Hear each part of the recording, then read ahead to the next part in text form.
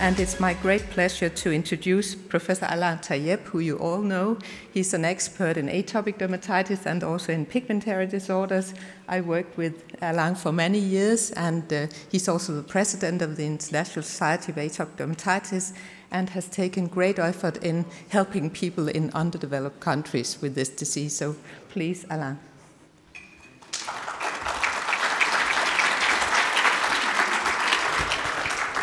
Thanks very much, Mette, and so thanks the Eczema Foundation, the Pierre Fabre group, and it's really a pleasure for me to return because it's my first meeting of this type. I would say I have not been in Toulouse, in Rome or Athens, but I have a long-term friendship with Jean-François Stalder.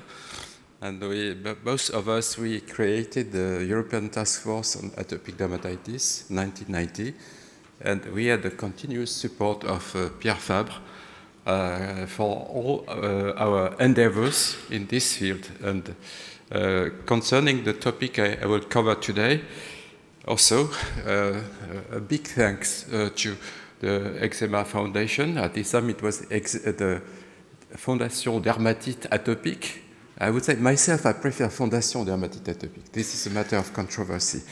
But what is essential is the support and the broad view of the company and of the foundation to push some new initiatives. So what I'm going to discuss today is the management of atopic dermatitis in Sub-Saharan Africa.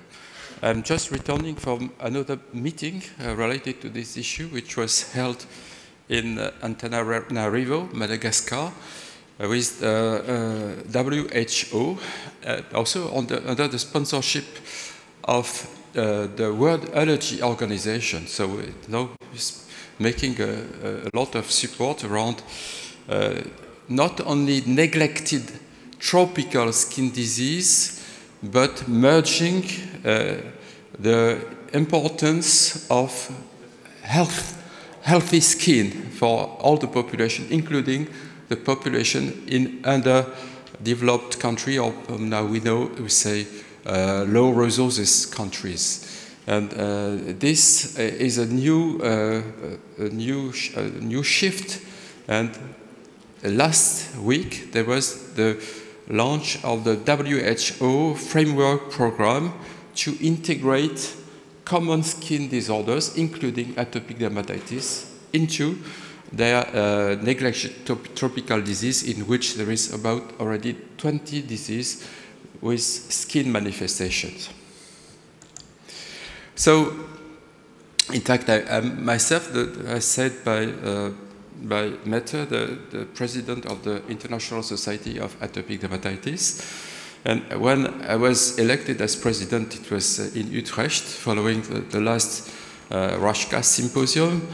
I was struck because there were nearly no representatives from Africa, from Sub-Saharan Africa. So I think at this meeting I've met Dr. Augo from Ivory Coast. I think also because of travel difficulties, the continent is not so well represented. But in the view of many of us, probably, and of what is communicated about Africa, you see Africa as a continent with mostly terrible diseases related to infection with parasites or any kind of bugs. You see the map of Africa. And where is atopic dermatitis? So during this meeting we had in Geneva before COVID, and the continuation was the last meeting in Madagascar. We had the objective to have the real field practitioners, and we invited African colleagues from different regions of we'll see the map, and to ask them about their experience of atopic dermatitis in their countries. And also we wanted, of course, for them to be able to come to our international meetings and to discuss the issue, not only the issue of new innovative treatment of JAK inhibitors and dupilumab and Th2 inflammation, but the real thing that they met in the field. And so we, you see at the beginning, we had as sponsors, of course, Leo as well as Pierre Fabre Foundation. This is, I cannot see very well myself from my place, but there are the countries which were represented at this meeting. So with French-speaking West African countries, East and South Africa, English-speaking, but also the Lusophone countries such as Mozambique, Guinea, and so a few others which are represented at this meeting.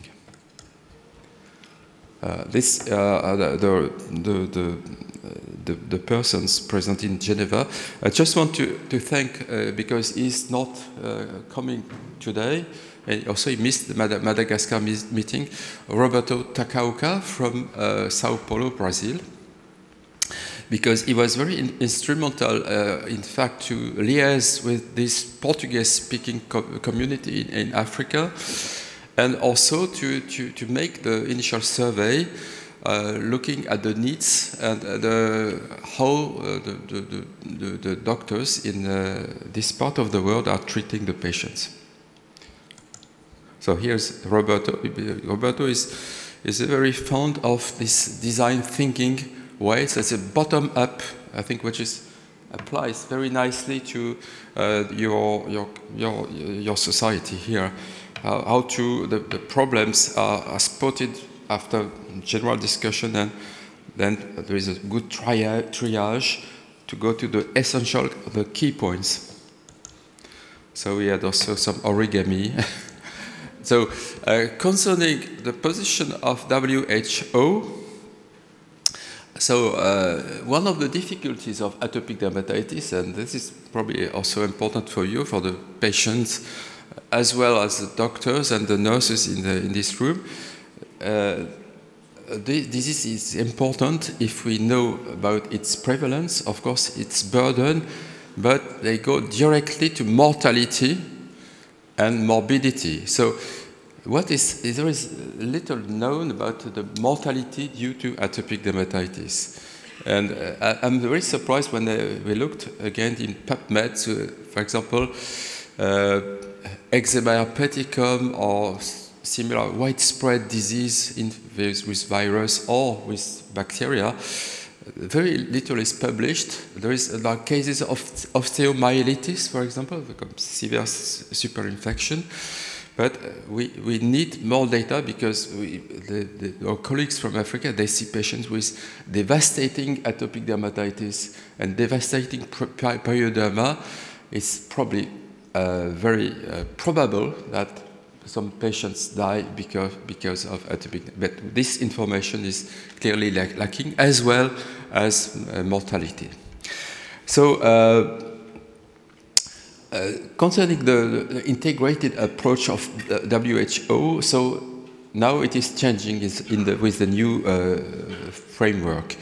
But how to obtain the support at each country level, this is very important for WHO. You have to, of course, we have a link to the Ministry of Health, and then the Ministry of Health will telephone or send a message to WHO for a coordinated action. So this is essential. The liaison between politics and health is essential to effective action.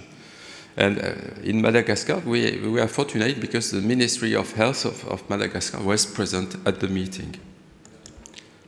So just to show you some of the features we were mentioned by our African colleagues. So the number of cases seen even at a tertiary level because of erythroderma, and as a triggering factor of erythroderma, frequently the traditional healers use herbal therapies, oral or topical, and many patients with this kind of intervention, maybe some are doing well, but we don't know. But what they see, the patients with the worst outcome and hospital admission with erythroderma. You see also some typical featureless papular presentation on black skin, which is something which is not so well represented when you see the textbooks and you see the severity assessment of atopic dermatitis. And of course, severe pyoderma. So this is just a view on my screen. It's very small, but one of the problems encountered in Sub-Saharan Africa is the number of dermatologists for the population. So I can say it's about 1 for 2 million inhabitants, but most of them, they are in capital cities, and some of them are doing mostly aesthetic dermatology, not really field dermatology. That's really a big problem. So just to mention the survey we did for this position paper. So concerning the survey, we were quite lucky to access more than 100 dermatologists with this e-survey made before the meeting. And the majority of responders had dermatology or allergology guidelines which were used. It's not so important, but I don't know what is really the use of guidelines in general in medicine, especially in dermatology. So, but because we had no access to excellent epidemiologic studies, but for them, at the secondary or tertiary level, atopic dermatitis was really one of the most significant health problems. At the primary care level, it's more difficult to say because the training is low, and the health officers, the nurses, are not so able to recognize atopic dermatitis. And what also our colleagues insisted on the fact that, similar to us, I think, the concept of chronic disease was very difficult to admit. And of course, they prefer, as they said, one shot of injection and cure the disease, not having long-term explanations and creams and so on. That is the type of treatments used in Sub-Saharan Africa. You see that majority want to use emollients, but emollients are a real problem in terms of availability and cost. For example, when we said in Madagascar, the last meeting, 1 tube of emollient was corresponding to the half the monthly salary. So to see what you have to make a choice. Don't eat emollients, of course. And what we see, they are using shots of steroids. Maybe the patients, they like shots of steroids or oral courses. And the rest, well, the access to methotrexate and systemic drugs completely limited. In some countries, methotrexate was available only for rheumatology and not dermatology. So this is just a summary of the major issues: unavailability of drugs, lack of information on the disease for the population and healthcare workers. So, of course, the WHO gives manuals of training for tropical disease, but there is no mention of common skin disease, which are far more prevalent than tropical skin diseases. Limited training of health professionals and limited also access to educational tools. So after the discussion, this was a one-day meeting, two-day meeting in Geneva. This was the proposed roadmap, which was published in the GAAD. So emollient moisturizers were really on top of the list because of this problem of cost due to taxes, for example. And the fact that they are not in the list of essential medicines of WHO. There is urea as a molecule, but no compounding. And based on the last meeting we had last week in Madagascar, so one of the first initiatives will be to have emollient on the essential list of WHO. So also the promotion we discussed, especially with Pierre Fabre, the promotion of local production of emollients. We discussed butter sheet and other coconut oil and so on, the local products. It will take time to develop plants to produce good quality local products. So probably the first step is to have so imported product at a limited cost for the population.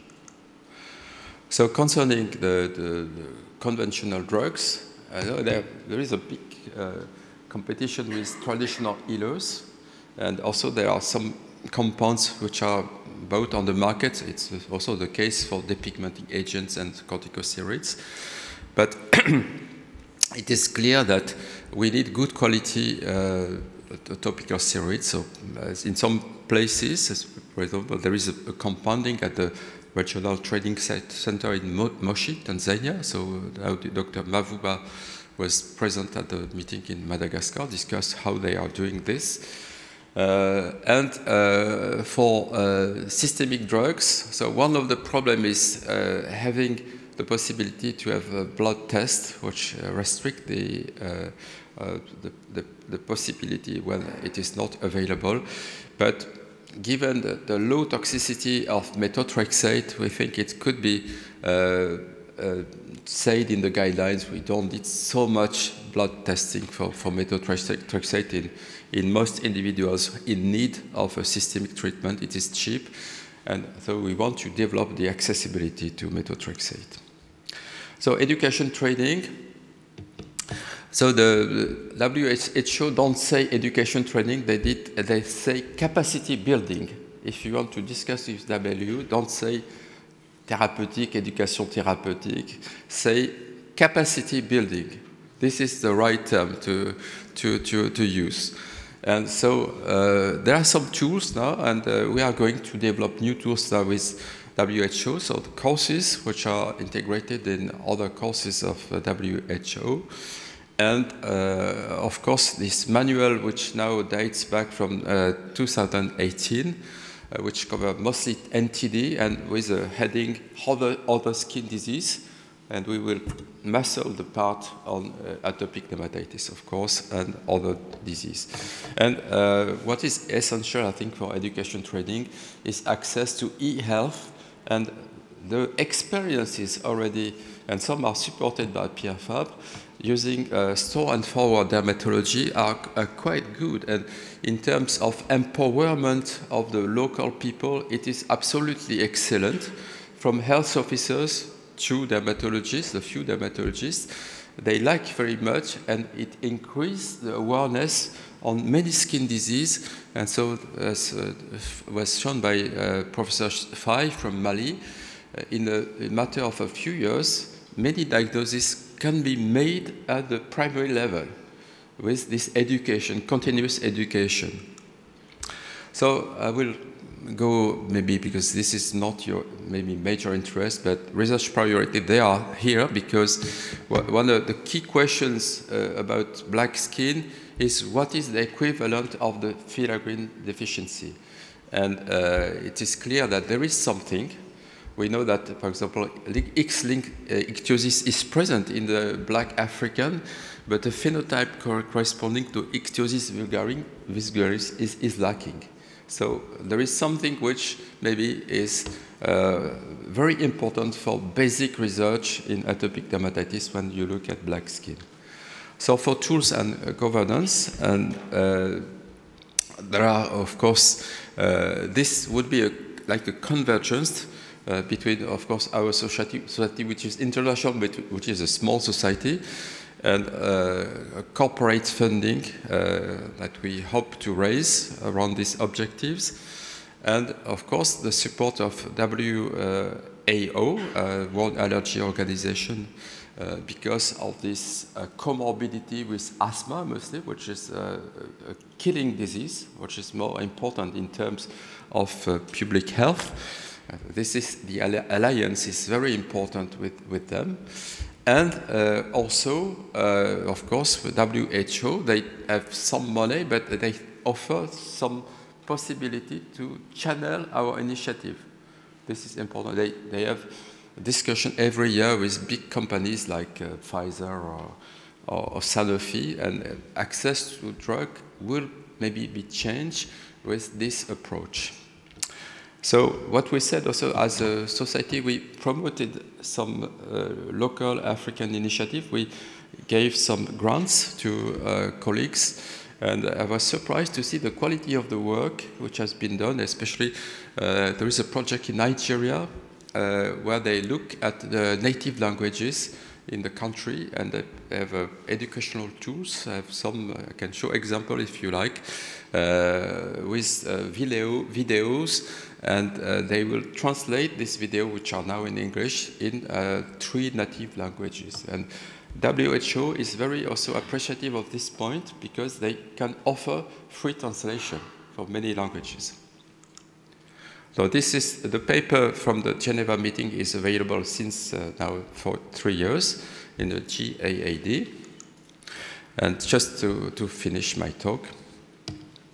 So we are probably at a turning point because of this change of politics from very focused tropical disease to skin as a health problem, including common skin disorders like atopic dermatitis. What is also will help, and I know that this topic is also very important for the education perspective, is to integrate the new tools, and especially